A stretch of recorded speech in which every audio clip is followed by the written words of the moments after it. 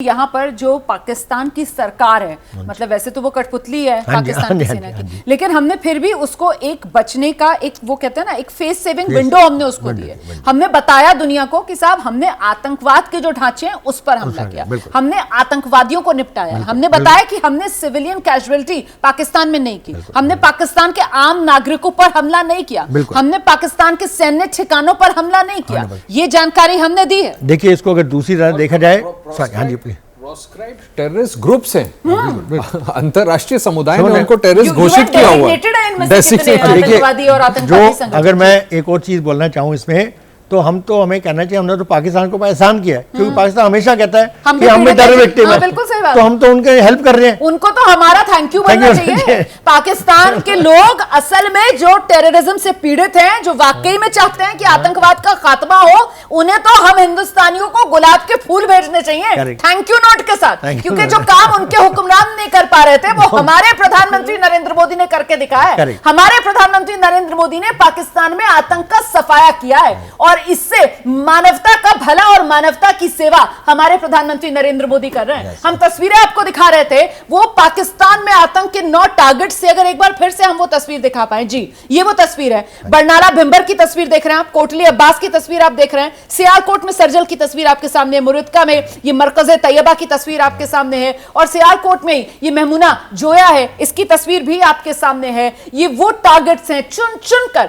जहां भारतीय सेना ने ऑपरेशन सिंदूर के तहत आतंक का खात्मा किया है, आतंक को जड़ से खत्म किया है। शिवांक हमारे सहयोगी इस वक्त हमारे साथ मौजूद हैं और बेहतर तरीके से इन तस्वीरों के बारे में दर्शकों को बताइए। शिवांक, मुद्रिका का हम लोग लगातार जिक्र कर रहे हैं कि किस तरह से लश्कर का एक इतना बड़ा बेस हेडक्वार्टर था कि जो जानकारी मिल रही है कि इसकी स्ट्रेंथ 600 आतंकियों को एक साथ रखने की थी, उन्हें ट्रेनिंग देने की थी, और उसके अलावा उन्हें पूरी तरह से एक पूरा उनका हेडक्वार्टर के से एक तो उनका मतलब हेडक्वार्टर था, और उसके अलावा एक उनका कमांड सेंटर भी था मुद्रिका।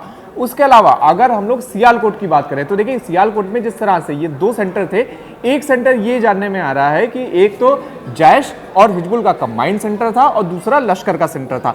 उसके अलावा कोटली का अगर हम लोग जिक्र करें तो जिस तरह से हिजबुल मुजाहिदीन का एक बड़ा सेंटर था पीओके में, जिसको निस्तानाबूद किया गया है। कोटली के लिए देखिए फिर से याद दिला कि कोटली के लिए बार बार ये कहा जा रहा है कि कोटली को एक लॉन्चिंग पैड की तरह हमेशा पाकिस्तान की सेना और ये आतंकी संगठन हमेशा यूज करते थे, जहां पर जब भारत में उन्हें एंट्री करवानी होती थी तो वो वाया कोटली एंट्री करवाते थे, और उसके अलावा जो बेसिकली नए नवेले आतंकी होते थे उन्हें ट्रेनिंग देते थे। उसके अलावा भिंबर की देखिए सीधी तस्वीर कि किस तरह से भिंबर में लश्कर ने एक तरह से अपनी जड़ें बना ली थी, किस तरह से उसका हेडक्वार्टर था, और जो देखिए तस्वीरें भी जो हम लोग देख रहे हैं किस तरह से रिहायशी इलाकों में हेडक्वार्टर था। जिस तरह से पाकिस्तान की सेना हमेशा ये मना करती कि देखिए क्या हमारे वहाँ तो आतंकी है नहीं, हम तो आतंक से देखिए पीड़ित हैं, हम तो कार्रवाई कर रहे हैं। तो आप खुद ही देख लीजिए कि किस तरह से रिहायशी इलाकों में इनके ट्रेनिंग कैंप बने हुए थे, इनके हेडक्वार्टर बने हुए थे, इनके कमांड सेंटर बने हुए थे।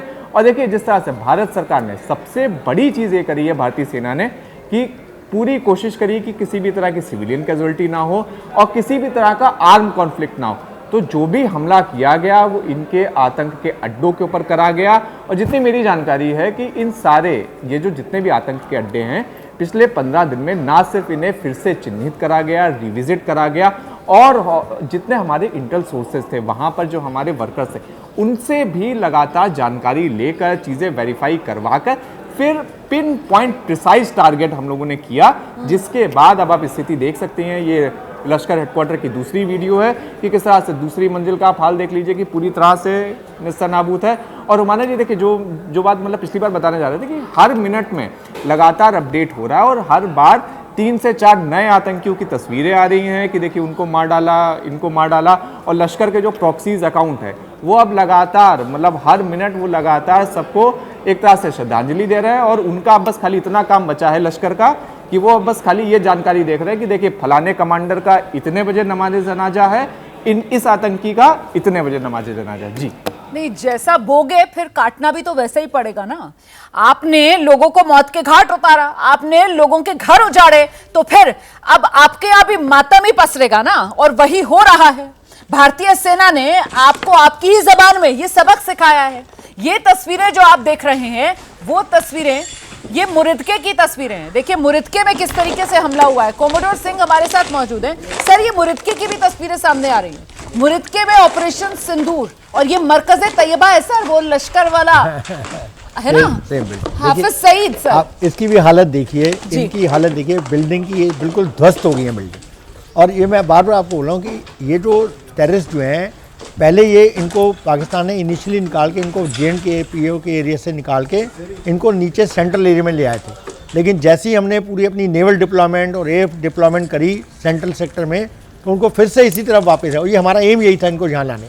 और ये जो बिल्डिंग्स हैं, ये सब इनके जो हाइडआउट्स हैं, ये इनके अगेंस्ट जो हमने वेपन यूज़ किए हैं, पहले लास्ट टाइम हमने यूज़ किया स्पाइस 2000 जिसका इफेक्ट भी सेम होता है, और अभी हमने स्कैल्प यूज़ किया। स्कैल्प मिसाइल जैसे मैं आपको पहले बताया था, ये पूरी बिल्डिंग को एक तरफ से पूरा प्रेशर वेव क्रिएट करके पूरे इसके पिलर्स को डिस्ट्रॉय कर देता है। ये 9 के 9 टारगेट्स पर सर यही स्कैल्प मिसाइल से अटैक हुआ, क्योंकि जिस तरीके से वो बहावलपुर के अंदर ऊपर से गिरी हुई एक बड़ी सी छत में गोल घेरा दिख रहा है, टूटा हुआ हिस्सा, वैसा ही यहाँ पर बिल्कुल। देखिए स्पाइस 2000 और स्कैल्प दोनों का यही सेम सिस्टम है।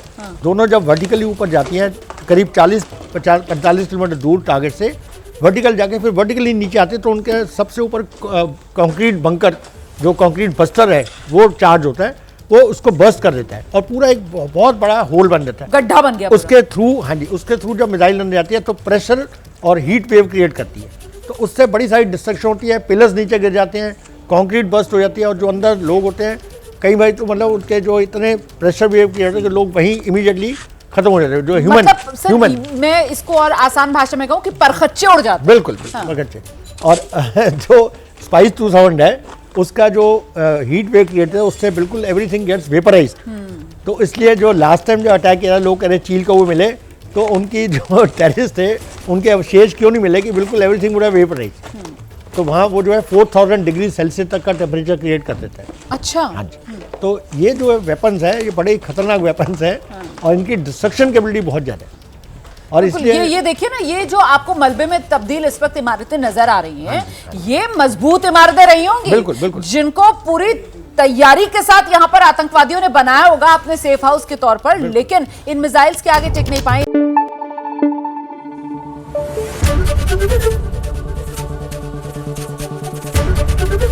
ABP न्यूज आपको रखे आगे।